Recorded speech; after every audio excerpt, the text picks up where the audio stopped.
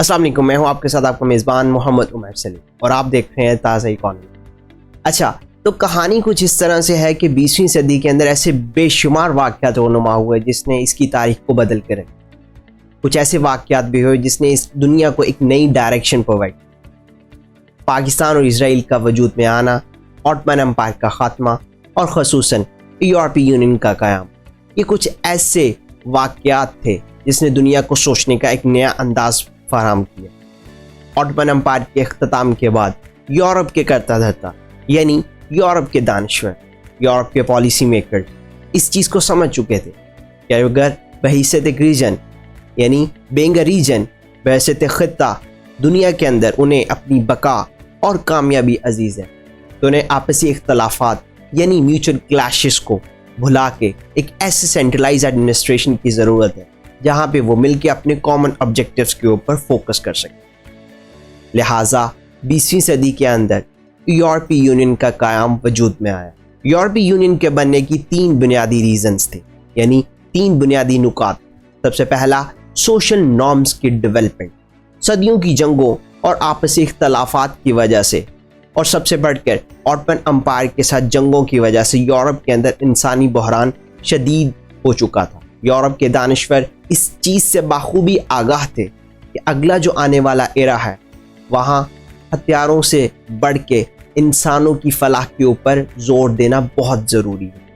لہٰذا social norms کی development یورپی یونین کے بننے کی سب سے بڑی ریزن تھی، سب سے مین وجہ۔ دوسرا اکنامک ریفارمز، یورپ کے قدرتا اس چیز کی اہمیت سے بخوبی واقف تھے کہ اگلا جو آنے والا ایرا ہے وہاں پہ ہتھیاروں سے جنگیں نہیں لڑی جائیں، وہی کنٹری، وہی ملک، وہی خطہ دنیا پہ حکمرانی قائم کرے گا جو معاشی لحاظ سے اسٹرانگ ہوگا۔ لہٰذا یورپ نے مل کے ایک ایسا اکنامک ریفارمز لانے کی کوشش کی جہاں سے وہ دنیا کو کنٹرول کر سکے۔ یورپی یونین اس مقصد کو حاصل کرنے میں ایک اہم رول پلے کر سکتا اور اس نے کیا بھی۔ تیسری سب سے اہم وجہ انفراسٹرکچر کی ڈیولپمنٹ تھی۔ جیسے میں نے پہلے بتایا، یورپ آٹمن امپائر کے ساتھ کافی دیر سے جنگ لڑ رہا اور اس کے ساتھ ساتھ آپسی اختلافات اور کلیشز کی وجہ سے بھی انفراسٹرکچر کو ایک میجر نقصان اٹھانا پڑ رہا تھا۔ انفراسٹرکچر مکمل طور پہ تباہ تھا اور وہ قوم اس چیز کی اہمیت سے بخوبی آگاہ تھی کہ انفراسٹرکچر کے بغیر ان کا بحیثیت ایک ریجن ترقی کرنا ناگزیر ہے، ناممکن ہے، امپاسبل ہے۔ لہٰذا یورپی یونین کے بنیاد کی سب سے مین وجوہات میں سے ایک سب سے مین وجہ انفراسٹرکچر کی ڈیولپمنٹ کے اوپر فوکس کرنا۔ اچنبے کی بات یہ ہے کہ برطانیہ، کہ جس کو سننے کے بعد ہمارے ذہن میں یہ آتا ہے کہ برطانیہ is equals to Europe and Europe is equals to برطانیہ، ابتدائی طور پہ یورپی یونین کا حصہ نہیں۔ اسے خوش قسمتی سمجھے یا برطانیہ کی دانشمندانہ حکمت عملی کہ عرب اور اسرائیل کی جنگ سے پہلے ہی برطانیہ نے یورپی یونین کا باقاعدہ حصہ بننے کا اعلان کر دیا۔ یورپی یونین کا حصہ بننے کی وجہ سے برطانیہ دنیا میں آنے والے اکنامک اور انرجی کرائسس سے کافی حد تک بچ گیا۔ 20ویں صدی کے اختتام تک یورپی یونین معاشی اور ڈیموکریٹکلی کافی اسٹرانگ ہو چکا تھا۔ اتنے الائز کے باوجود، اتنی اچھی سہولیات کے باوجود، اتنے اچھے ریلیشنز کے باوجود برطانیہ کے اندر ابھی بھی ایک ایسا خطہ یعنی ایک ایسا ویو پوائنٹ، ایک ایسا نظریہ رکھنے والے لوگ موجود تھے جو یہ سمجھتے تھے کہ برطانیہ کا یورپی یونین کے ساتھ مل جانا ایک تاریخی غلطی تھی۔ ان کا خیال تھا کہ برطانیہ کے یورپی یونین کے ساتھ جانے کی وجہ سے برطانیہ کو اپنی سوورینٹی پہ کمپرومائز کرنا پڑا۔ اب برطانیہ اور یورپی یونین کافی دیر سے اکٹھے تھے، لیکن سٹل برطانیہ کے اندر ایک ایسا ویو پوائنٹ، ایک ایسا نظریہ سٹل ایگزسٹ کرتا تھا جو اس چیز پہ بلیو کرتا تھا کہ برطانیہ کا یورپی یونین کے ساتھ جانا ایک تاریخی غلطی تھی۔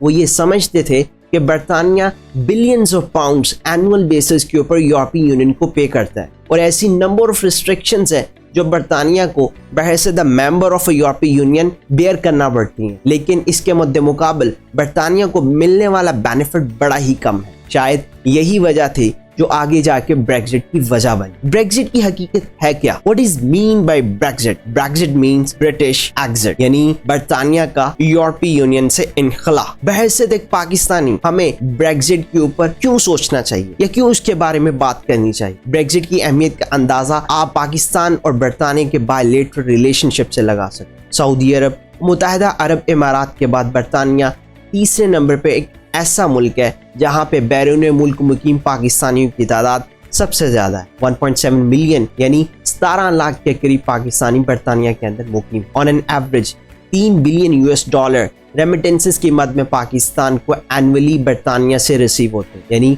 पाकिस्तान के करंट अकाउंट हवाले से बरतानिया की खासी अहमियत। हाँ, ये बात तो कही जा सकती है कि बरतानिया का यूरोपीय यूनियन से निकलने के बावजूद पाकिस्तान का बरतानिया के साथ जो बायलैटरल रिलेशनशिप है वो डिस्टर्ब नहीं होगा, लेकिन ये खतरा भी मौजूद है कि बरतानिया का यूरोपीय यूनियन से निकलने की वजह से पाकिस्तान का यूरोपीय यूनियन के साथ ताल्लुक थोड़ा सा मुश्किल में चला जाए। उसकी वजह क्या है? बरतानिया के अंदर मुकीम पाकिस्तानी काफी इन्फ्लुएंशियल पावर रखते हैं। बरतानिया की पॉलिसी मेकिंग के अंदर, चाहे वो पाकिस्तान से रिलेटेड हो, चाहे वो यूरोपीय यूनियन से रिलेटेड हो, चाहे वो साउथ एशिया से रिलेटेड हो, पाकिस्तान एक काफी मेजर रोल प्ले करते हैं। हाँ, ये बात तो कही जा सकती है कि पाकिस्तान का जो बरतानिया के साथ बायलैटरल रिलेशनशिप है वो यूरोपीय यूनियन के इनखला के बावजूद उस पर कोई इतना खासा फर्क नहीं पड़ेगा, लेकिन ये रिस्क भी मौजूद है कि पाकिस्तान का जो यूरोपीय यूनियन के साथ रिलेशन है वो बरतानिया का यूरोपीय यूनियन से निकलने की वजह से उस पर कोई नेगेटिव इम्पैक्ट हो जाए। उसकी क्या वजह है? उसकी क्या रीजन है? उसकी रीजन ये है कि जो पाकिस्तानी बरतानिया के अंदर मुकीम है वो बरतानिया की पॉलिसी मेकिंग के अंदर एक काफी इम्पैक्ट रखते हैं। वो कहीं ना कहीं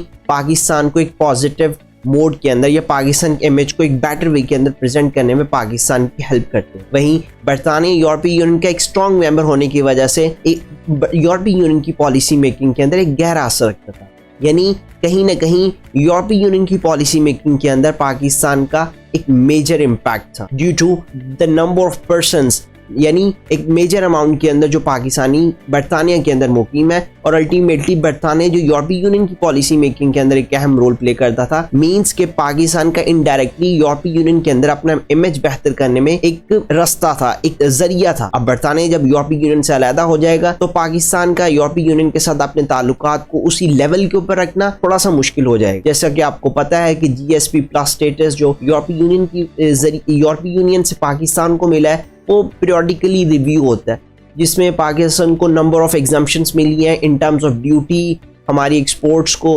आसानी होती है, पाकिस्तान अपनी एक्सपोर्ट्स को मेंटेन करने में उससे फैसिलिटी मिलती है।